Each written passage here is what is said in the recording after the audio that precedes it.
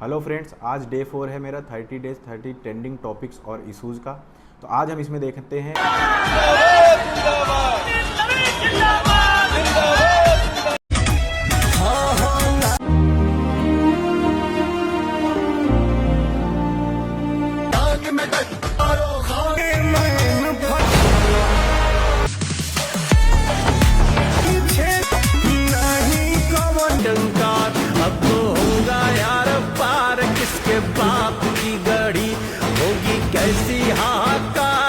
बिहार से एक बड़ी न्यूज़ आ रही है कि बिहार में जो बांकीपुर में बाईपोल इलेक्शन हुए उसमें प्रशांत किशोर ने 19,000 मार्जिन से बीजेपी के वहां लोकल कैंडिडेट को हराया। हमें यह जीत कोई साधारण जीत नहीं है, क्योंकि वो जो सीट है, बांकीपुर विधानसभा सीट है, वहाँ से लगभग 30 साल से बीजेपी को कोई नहीं हरा सका है और ये एक तरीके से बीजेपी का फोर्ट्रेस माना जाता था, जिसको प्रशांत किशोर ने ब्रीच कर दिया है। अब जो प्रशांत किशोर की पार्टी जनसुराज पार्टी जो 2025 के असेंबली इलेक्शंस में 200 से ज़्यादा सीटों पर लड़ी थी और एक भी सीट पर अब जीत नहीं पाई थी। ऐसा क्या हो गया कि एक साल के अंदर उन्होंने इतना बड़ा कमबैक कर लिया और बीजेपी का जो फोर्ट्रेस माना जाता था, मतलब बीजेपी जो पावर में, सेंटर में, स्टेट में, हर जगह पावर में है और ऐसी सीट जहाँ पे 30 साल से पावर में है, कभी वहाँ पे कोई इलेक्शन हारी नहीं है, ऐसी सीट को ब्रीच करना प्रशांत किशोर ने बहुत ही कमेंडेबल काम किया है। तो अब ऐसा क्या उन्होंने किया या क्या चीज़ें करी हैं जिसके थ्रू, क्या स्ट्रेटेजीज अपनाई हैं और इसका क्या इम्पैक्ट पड़ता है बिहार की राजनीति में, ये सारी चीज़ों पर हम डिस्कस करेंगे एक एक करके। तो सबसे पहले हम ये देखते हैं किस तरीके से उन्होंने स्ट्रेटेजी क्या अपनाई जिससे उनको ये जीत हासिल हुई है। इस जीत में प्रशांत किशोर ने बहुत ही स्मार्ट स्ट्रेटेजी फॉलो करी। उन्होंने खुद को वहाँ के लोकल जो बीजेपी कैंडिडेट है नीरज कुमार के अगेंस्ट नहीं रखा, बल्कि खुद को जो बीजेपी के या जो बिहार के सीएम हैं सम्राट चौधरी के खिलाफ खुद को रखा। और हमें ये देखने को मिलता है कि ये इलेक्शन उन्होंने अपना, मतलब खुद प्रशांत किशोर बनाम सम्राट चौधरी, मतलब जनसुराज बनाम बीजेपी को रख के ये चुनाव लड़ा। मतलब उन्होंने इसको एज ए रेफरेंडम के तौर पर करा कि अगर बीजेपी सरकार से, बीजेपी की नीतियों से अगर जनता त्रस्त है तो वो इस इलेक्शन के द्वारा अपने जो निराशा है उसको प्रकट कर सकती है। और जनता ने बढ़ चढ़कर वोट दिया और 19,000 वोटों से प्रशांत किशोर इस बांकीपुर विधानसभा सीट से विजयी हुए, जो कि फोर्ट्रेस माना जाता है बीजेपी का। तो और सारी स्ट्रेटजी हम ये देखते हैं कि जब बीजेपी और आरजेडी ये लोग जब लड़ना इलेक्शन कैंपेन शुरू करते हैं, उससे 2 महीने पहले से ही Prashant Kishor door to door जाते हैं, हर किसी से मिलते हैं, सब घरों में अपना कॉन्टैक्ट बनाते हैं एक तरीके से।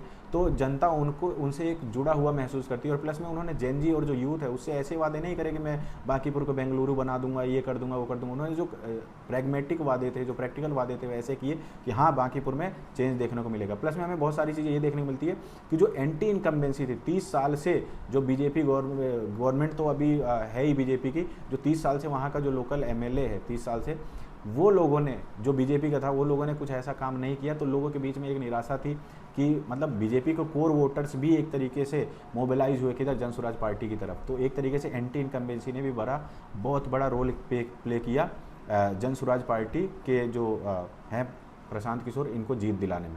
तो ये सारी चीज़ें हमें देखने को, प्लस में हमें ये देखने को मिला आरजेडी एक तरीके से बहुत ही अपने दमखम के साथ ये इलेक्शन नहीं लड़ी, क्योंकि आरजेडी के कैंडिडेट को बहुत ही कम, मतलब 14,000 वोट, जो रेखा कुमारी हैं आरजेडी के कैंडिडेट, उनको सिर्फ 14,000 वोट मिले।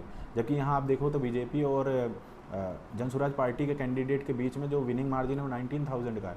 तो आरजेडी एक तरीके से थर्ड पार्टी के रूप में उभरी और जनसुराज पार्टी सेकंड पार्टी के रूप में उभरी। तो ये इस वजह से भी बड़ा माना जा रहा है क्योंकि 2025 इलेक्शन में जो असेंबली इलेक्शन हुए थे उसमें प्रशांत किशोर का खाता भी नहीं खुला था, जनसुराज पार्टी का खाता भी नहीं खुला था। और ऐसा एक साल में प्रशांत किशोर ने बहुत ही फील्ड वर्क किया, ग्राउंड पे वर्क किया और आज उसका रिजल्ट देखने को मिल रहा है। अब हम ये देखते हैं कि ये इस जीत का बिहार की राजनीति पर क्या असर पड़ता है। तो ये बिहार की राजनीति में बहुत ही सकारात्मक असर डालेगा, क्योंकि अभी आप देखते थे बिहार में जब कभी इलेक्शन होते थे सबको पता होता था सीएम कौन बनेगा, लगभग डिसाइडेड होता था नीतीश कुमार सीएम बनेगा। क्योंकि क्या होता था, त्रिशंकु विधानसभा एक तरीके से बन जाती थी, कोई भी एक पार्टी को मेजोरिटी नहीं मिलती थी, ना बीजेपी को मिलती थी, ना आरजेडी को मिलती थी। और ऐसे केस में जो नीतीश कुमार हैं वो किसी के साथ अलायंस कर लेते थे, जेडीयू जो उनकी पार्टी है किसी के साथ अलायंस कर लेते थे और खुद सीएम बन जाते थे। तो अब जनसुराज पार्टी के उत्थान से हमें ये समझने को मिलता है कि एक थर्ड फ्रंट बन के उभर रहा है, जो एनडीए और आरजेडी, एनडीए एक फ्रंट है, आरजेडी लेड अलायंस एक फ्रंट है। तो अब एक थर्ड फ्रंट उभरेगा जो जनसुराज पार्टी के रूप में होगा। और जहाँ तक कि मेरे बहुत सारे मित्र बिहार से हैं, उनको मैंने देखा था कि जब जनसुराज पार्टी के संस्थापक प्रशांत किशोर ने जब ऐलान किया था, ये मुहिम चलाई थी कि आप मुझे इतना पैसा दो, डोनेट करो, तो उन लोगों ने डोनेट भी किए थे क्योंकि बिहार के भविष्य को चेंज करना चाहते थे, मेरे जो मित्र वगैरह। और हमें ये देखने को मिलता है क्योंकि बिहार के लोग जाति धर्म इन चीज़ों पर वोट करते थे। तो जनसुराज पार्टी एक पहली पार्टी आई जिसने मतलब लोगों को एक तरीके से जगाया और कहा कि धर्म जाति के आधार पर नहीं, बल्कि आप मुद्दों के आधार पर चुनाव लड़े और मुद्दों के आधार पर वोट करें। तो इन सब ने बहुत बड़ा रोल प्ले किया प्रशांत किशोर को। आज उन्होंने ये जीत, और ये जीत डिजर्व करते हैं जिस तरीके से वो फील्ड पे लगातार मेहनत कर रहे थे। और ये एक तरीके से हम ये भी देख सकते हैं, ये जीत ऐसा कॉन्फिडेंस देगी जन स्वराज पार्टी को कि आने वाले समय में कोई अगर आश्चर्य नहीं होगा जब Prashant Kishor as a CM, Bihar के सीएम भी बन जाए। तो ये सारी चीज़ें हमें, तो एक तरीके से मुझे ऐसा लगता है, अगर मेरा व्यू इसमें माना जाए, इस जीत से जन स्वराज पार्टी को लोग अब विपक्ष के रूप में देख रहे हैं, मतलब बीजेपी के ऑप्शन के रूप में देख रहे हैं, क्योंकि आरजेडी इसमें थर्ड पार्टी बनकर उभरी है। और आरजेडी ने, मुझे ऐसा लग रहा है कि इसको सीरियसली लड़ा भी नहीं। जहां बीजेपी ने इसको सीरियस लड़ा, लगभग 40 से ज़्यादा स्टार प्रचारक बुलाए गए, सेंट्रल मिनिस्टर्स बुलाए गए। अब वो अलग बात है कि बीजेपी ये सीट हार गई, और ये बहुत बड़ा बीजेपी को डेंट लगा है, क्योंकि ये बीजेपी की एक तरीके से फोर्ट्रेस था, ये एक तरीके से उनका किला था जिसको ध्वस्त कर दिया है प्रशांत किशोर ने। तो बीजेपी को तो बहुत बड़ा झटका मिला है, और बिहार की राजनीति में बहुत बड़ा उलटफेर हुआ है। तो अब इससे हमें ये देखने को मिलेगा बिहार की राजनीति में थर्ड फ्रंट बनकर उभरा है, और ये बिहार की राजनीति के लिए बहुत अच्छा है। मैं तो ये कहता हूँ कि कहीं भी, जहाँ भी इलेक्शन है, जहाँ पर भी लोकतांत्रिक सरकार होती है, वहाँ पर जितनी ज़्यादा पार्टियाँ होती हैं, जितने ज़्यादा लोग राजनीति में आते हैं, उतना ही ज़्यादा लोकतंत्र के लिए अच्छा होता है। इसी वजह से गांधी जी और जितने भी बड़े महान विचारक हुए, वो हमेशा क्या बात करते हैं, डिसेंट्रलाइजेशन ऑफ पावर, मतलब पावर हमेशा बटी हुई होनी चाहिए, किसी एक के हाथ में नहीं होनी चाहिए। तो ये एक बहुत अच्छा संकेत है बिहार की राजनीति के लिए कि सिर्फ दो बीजेपी, आरजेडी और जेडीयू, इन्हीं के बीच में सीट घूमती रहती थी, और किसी तीसरे व्यक्ति को या तीसरी पार्टी को मौका नहीं मिलता था जो बिहार की तकदीर बदल सके। आज बिहार पिछड़े राज्यों में गिना जाता है। क्यों? क्योंकि वहाँ की गवर्नमेंट्स ही सीरियस, या हम ये देखते हैं उस तरीके से काम नहीं कर पा रही जिस तरीके से उन्हें कार्य करना चाहिए। तो ये एक अच्छा संकेत है, और आई होप कि इससे बिहार और आगे बढ़ेगा। तो अभी तो ये शुरुआत है, क्योंकि एक ही सीट जीती है, तो इसमें बहुत ज़्यादा कुछ कहना भी अभी बहुत जल्दबाजी होगा। लेकिन कुछ भी हो, ये पॉजिटिव है बिहार के लिए, बिहार की जनता के लिए, और इनडायरेक्टली देश के लिए भी ये बहुत पॉजिटिव है।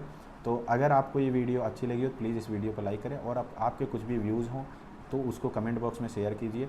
अगर आप इसको इंस्टाग्राम पर देख रहे हैं तो मेरे अकाउंट को फॉलो करो, और अगर यूट्यूब पे देख रहे हो तो प्लीज़ सब्सक्राइब करो, और अपना प्यार और सपोर्ट ऐसे ही बनाए रखो, क्योंकि आपका एक लाइक, एक फॉलो मुझे बहुत ही उत्साहित करता है, मुझे बहुत ही हिम्मत देता है, और मैं बहुत ही खुशी के साथ या एक जोश के साथ मैं डेली नए नए टॉपिक्स लाता हूँ और बनाता हूँ वीडियो।